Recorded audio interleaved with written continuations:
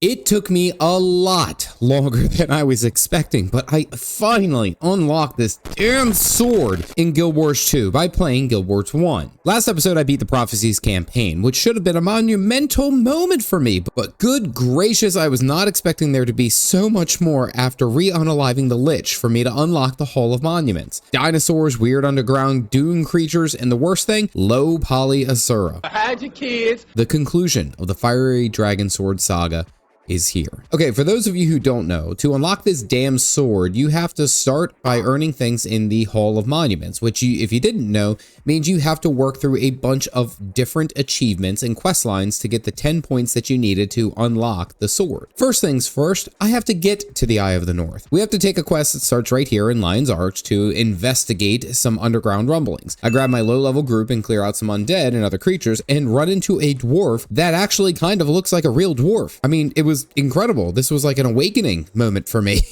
And for some reason, I'm just now realizing that nobody's eyes can fixate on each other, so they just stare in their general direction.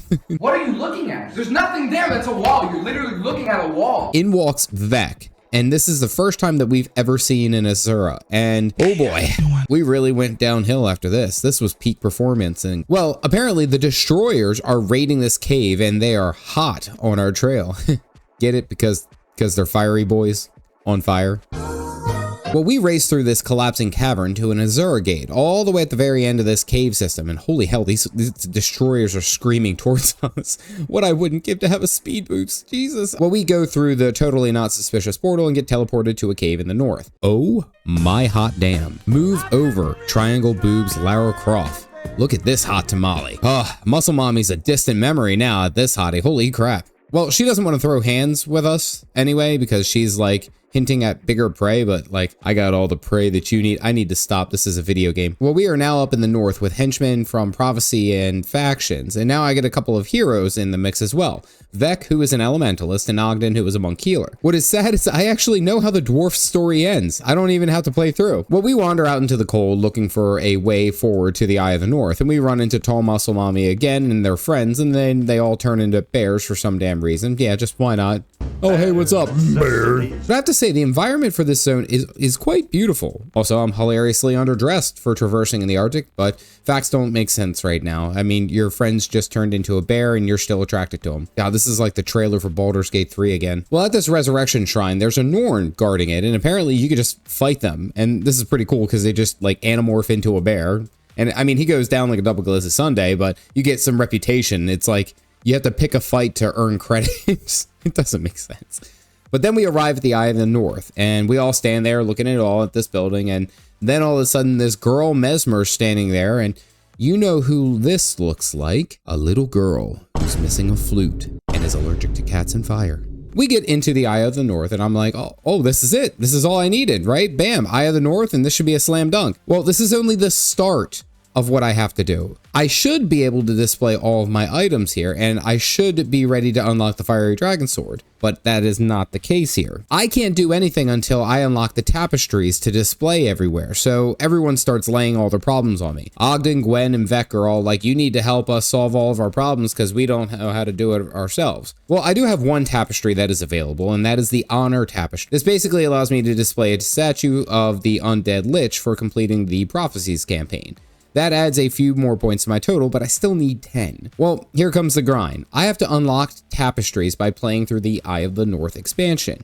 The sword is becoming less of a slam dunk and more of a holy airball. Well, now I need to either help the Asura, the Norn, or the Ebon Vanguard. For some reason, I choose to help out the Asura, mainly because their character models are hilarious and the jokes they just write themselves. So Muscle Mommy greets us outside, and we have to make a long trek to the Asuras. I have to travel all the way across this entire map for these angry little booga screamers. But at this point, I didn't know that I was going to have to make this journey. I thought it was just a teleporter right there. Well, I get slapped around by a bunch of condition-focused Mandragora teams that ride through the snow like they're layering conditions, and then this big guy rips us to shreds. I've been violated. This isn't going to be fun, is it?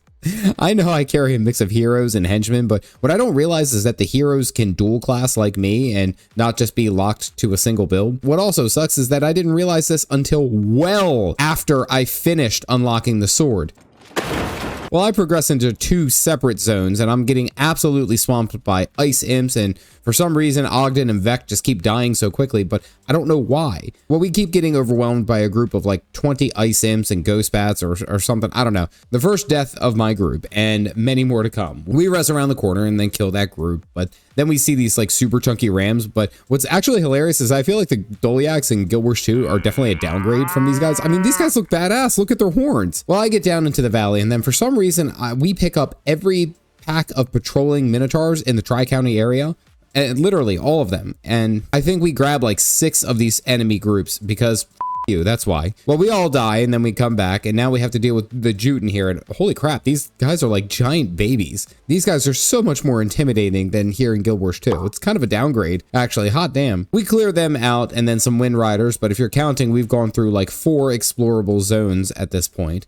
This expansion is an understatement. There is so much open world in here. Good God. Well, I fight to the Umbral Grotto, and now I have to get to the other side of Vlox's excavation to get to an Asura camp and speak with the guys that we need to make us allies. Surprisingly, this isn't actually all that difficult. It's just kill some necromancer type mobs and get to the other side. Ogden dies. Again, seriously, what is his heal? Why the hell does he keep dying? He's a healer. Heal yourself. Well, we arrive to Vlox Falls, and the next leg of my journey is all of the Asura screaming at each other, trying to figure out what the hell to do.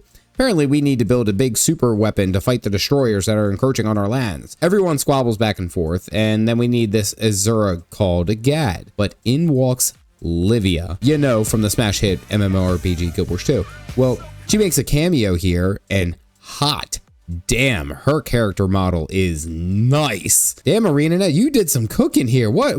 We need more of this back. What are you doing? Daddy, chill. Also, as the model walks up, all I will just say is jiggle physics. It's so stupid.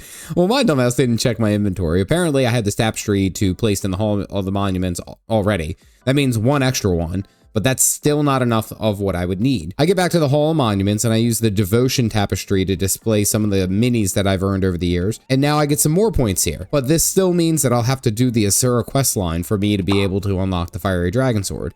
But it's a heck of a lot better and a lot closer after showing my little followers. Let me start out by just saying I died a lot here. Like every chance I got, I ran into a passing group of enemies that straight up overwhelmed me and slapped at me. My build is trash. Maybe using henchmen isn't that great. I haven't figured out how to use heroes. Ugh.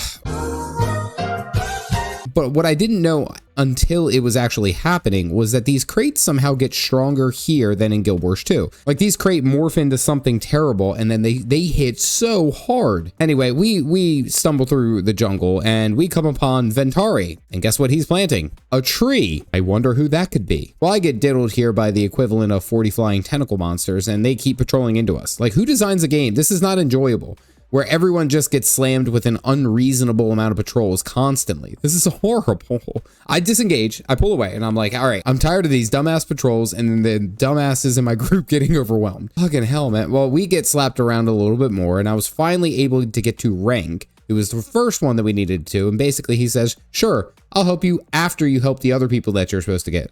Well, like, you, dude. Like, this all starts going downhill because there are literal dinosaurs here. And oh my God, this is probably where they got the inspiration for like the most recent Jurassic Parks. Like these guys are nightmares, to say the least. Huge claws, giant teeth, and nearly one-shotting my protection henchmen. Good God, Jurassic Park memories all over again. Well, we get another massive patrol of raptors who all join in, and I do the most noble hero thing that I can do, and that is right, leaving my dead-ass team and running into Ratasum while they all are rotting on the ground. You know what? Hey, only one of us has to survive. Someone's got to live to tell the tale. And honestly, this place is a lot less exciting than the current version. Actually, this looks pretty desolate. Like, there's like 5 Asura here, and that's it. Well, now I am hunting Oola. So we meet up with this guy Blim in the jungle after getting decimated by some more flying spaghetti monsters, and now we enter Oola's lab. Not gonna lie, I actually really liked this dungeon.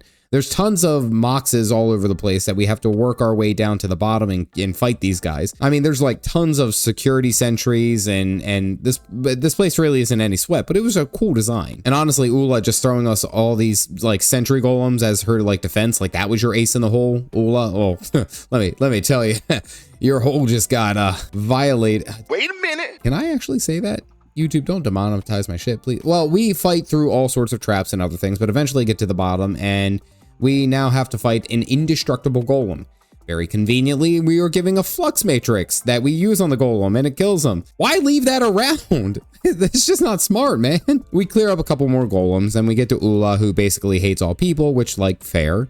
She doesn't like Vec, so we sass her into coming, and she actually agrees. Well, that's 1.5 of these guys down, I guess. Now let's go get Gad. And this one was a lot less exciting, because all I had to do was fight a bunch of dinosaurs on the country hillside. And if you can believe that, for some reason that the dinosaurs are necromancers, like they curse and steal HP. Damn, those scientists really cooked up something in their labs, didn't they? And this part of the journey was actually a hell of a lot more easier, because I was a lot more patient. But I finally get to Gad, and now we get to see that high-def, low-poly Livia again. And Gad says that we are depressing, which, like, you talk to me like every school teacher I ever had. They all said the same thing. That hurts a little. Well, I have to find Ettins that are all around this area that have, like, runes sketched onto them and get back to Gad, who basically hates us, which kind of makes me laugh because he may be very, very smart, but he is absolutely missing out on this baddie here. I really got to let go of this. Anywho, Gad takes us on a journey underground to the bloodstone, which again, every time that we interact with the bloodstone, something terrible happens. I don't know why we keep doing it. After essentially recreating the first time walking into Mount Moon in Pokemon Red and having to fight every effing Zubat in a 50-mile radius, we get to the bloodstone and we kill an inscribed Ettin. And then Gad goes on to sass us because we are like, dude, we don't want to die. And he's like, shut up, nerd, and die. Well, Olivia doubles down and basically says the same thing. And it now looks like we're finished. And finally, we get to go and talk to Rank. I'm doing it for the sword. Do it for the sword. Just keep that in mind. After fighting an official arachnophobia nightmare, apparently Rank is already being attacked by destroyers. And holy crap, these guys are like hitting like a Mack truck and they regenerate HP so damn fast. Like, it's actually a little bit unfair. It takes us every bit of 30 seconds to kill a single mob. We whittle our way through them all, and now we are at the final step. We have to go and help the Asura with their golem project to stop the destroyers. And there's Olivia again. Yeah, the red's doing it for me, folks. The red is, that's what it is. Well, this mission has us bouncing back and forth, killing destroyers, and we're trying to stop them from stopping the golems from getting up to full temperature. And the worst part is I kind of let Gad die a couple of times. Same with Oola, like, they're fine. It's just a little death. Y'all can take it. This goes back and forth for a bit, and now it is finally time for us to press the attack. We have to destroy the destroyer nest, but we get golems, which help, and they're kind of like making Mox look weak here. I'm just saying, like, he had his chance to shine. These guys are actually beating the hell out of him. This is actually a lot easier than I thought it was going to be. We get to the end and win, and then we find out that Gad died. And we're all like, oh no. Anyway, Vec starts bawling his eyes out, and we're like, dude, you hated him. And only then did we find out that it's actually his father. The next day, the was dead. Like, hot damn, that took an emotional twist. Man, but the Asura quest line is finished, and now I can display my fellowship tapestry and complete this journey. The setup is actually very quick, and I'm finished, and I was like, yay, we did it. However, for some reason, I was only at 9 points in the Hall of Monuments, not 10. Well, I had to tag my buddy Astral Legend in to help me out with what was going on, and apparently I needed to add Mox to the pedestal. And then this happens. It took me nearly a month, maybe a little bit longer of casual play to unlock this damn sword, but I am so grateful for this journey. Especially with Guild Wars Reforged on its way here, it's the perfect time for me to try out that factions campaign, I guess.